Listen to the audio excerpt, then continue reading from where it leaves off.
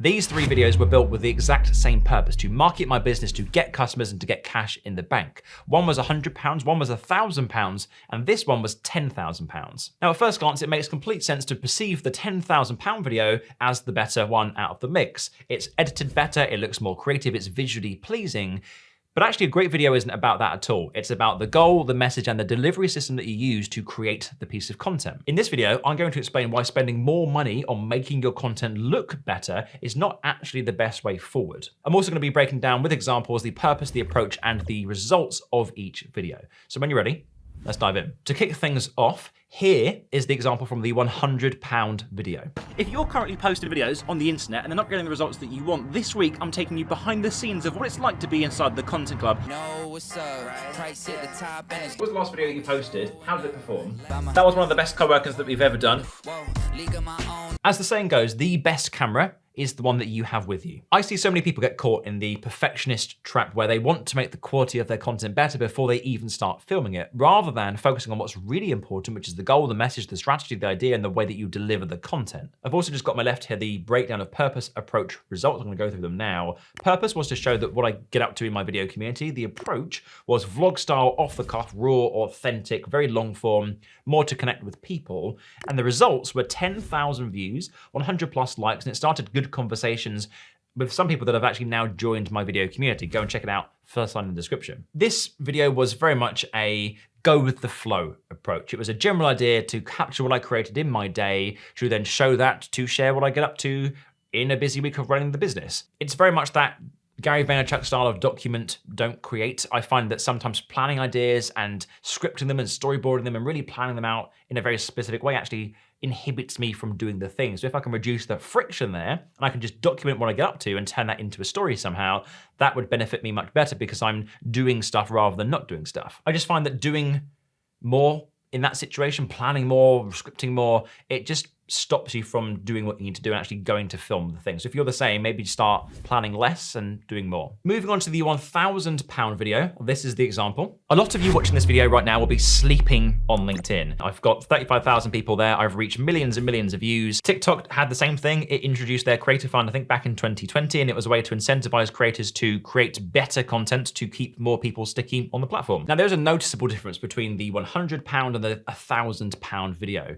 Things like blurred backgrounds, lighting, the audio sounds clearer, it's got more depth to it, the structure of the narrative in terms of greater hooks, better meaty content in the middle, it's deeper value, very clear calls to action, nice animation pop-ups, text on screen. It really is the full Monty. What is the difference in time, I hear you ask? Why is it 10 times more expensive? Well, it's more down to my time as a business owner, as a coach, as a consultant, my hourly rate, and the amount of time my editors put into it, the hours that I spend scripting and planning this video, my team sourcing all the assets, putting things together, structuring it in the right way, color grading it, going through feedback. There's so many more steps to this process.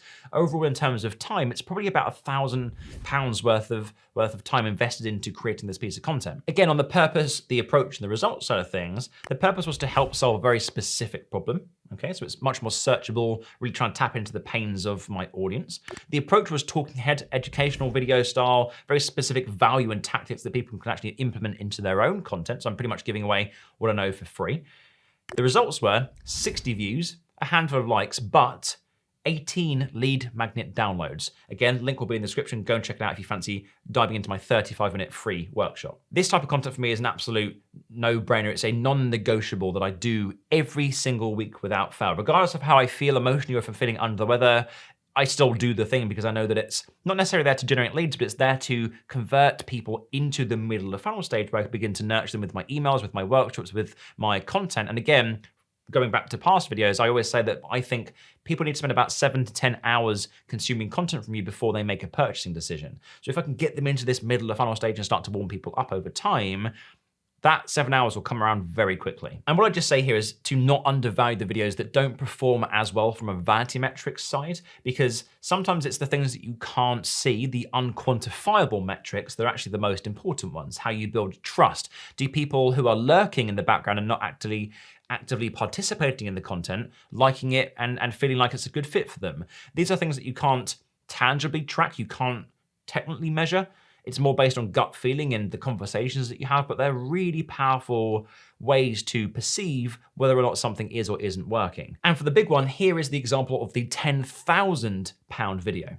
This Houston, contact with a test 1.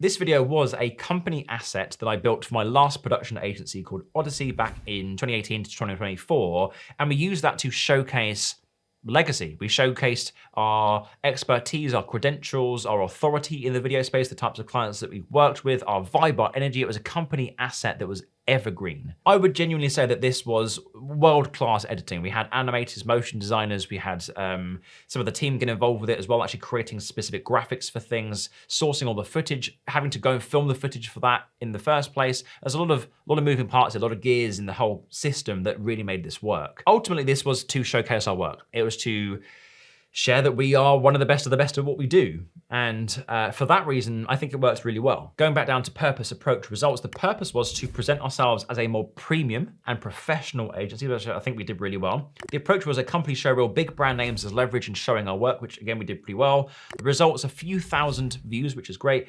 It was website hosted and it had 0 direct sales. The point of this is not to go viral, okay? It's not those moments of fleeting attention and tens of thousands of views, lots of people liking it, more followers, more subscribers, more people saying, oh, great video, Jack.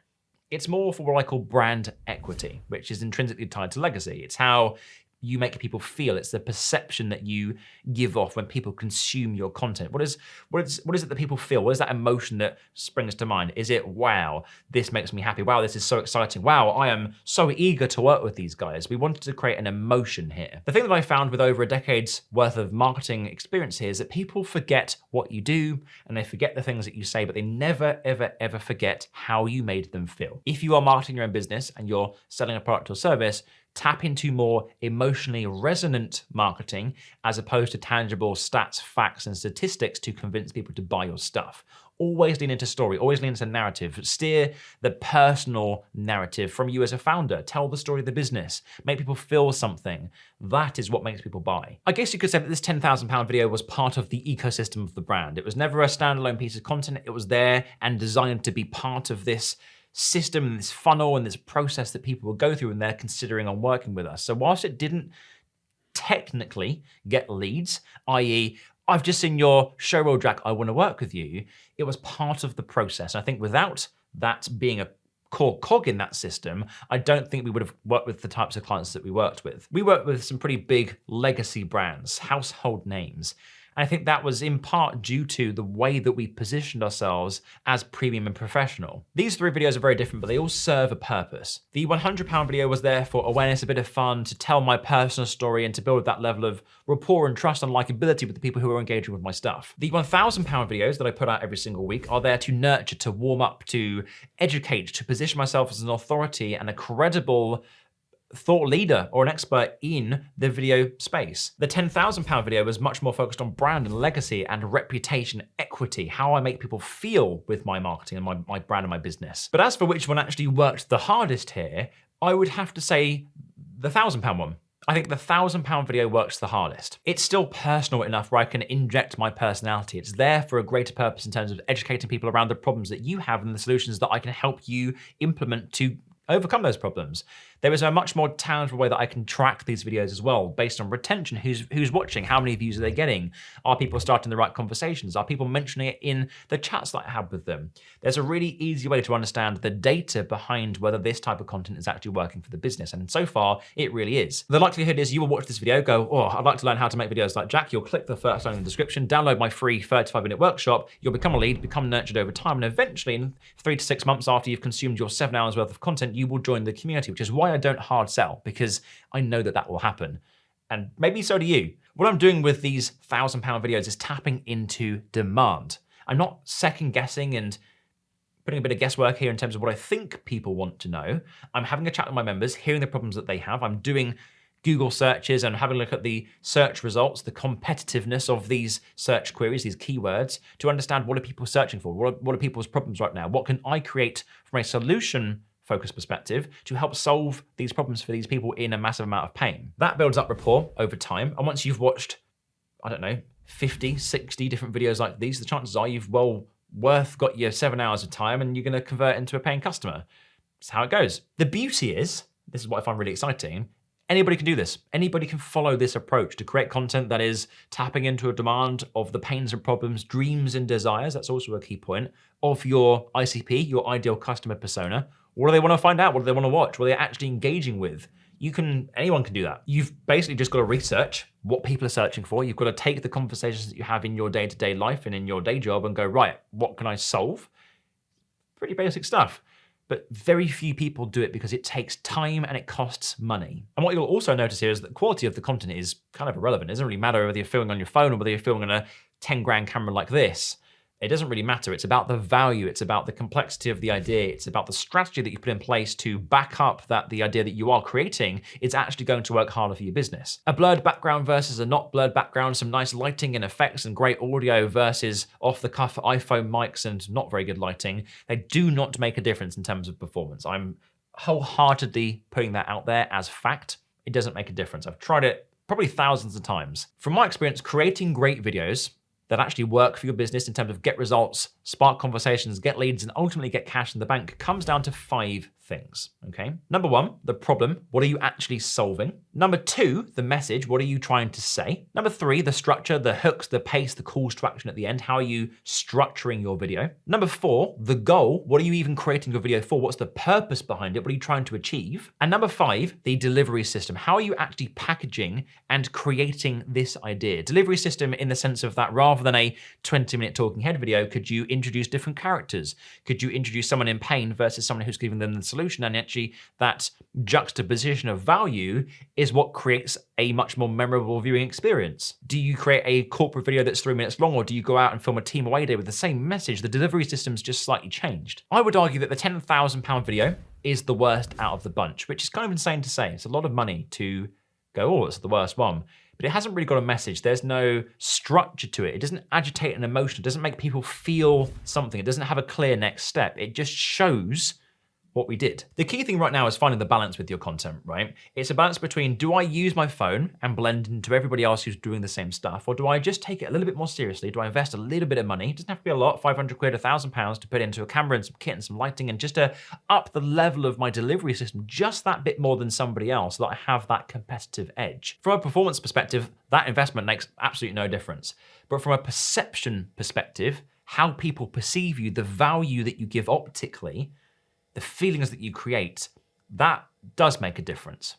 It makes me feel more professional. I come across maybe sometimes smarter because I'm in an environment that I have created that makes the value that I share more listenable, perhaps, I don't know. I'm kind of just exploring that myself. The perception of value might be perceived greater because I look better, but it doesn't increase the performance of stuff. Interesting to dive into, let me know your thoughts in the comments. Going that extra step and putting a bit of time and effort and really focusing on how you want to make people feel, the ideas that you elicit, the way that you structure your videos in a certain way, what emotions do you want to eject, you know?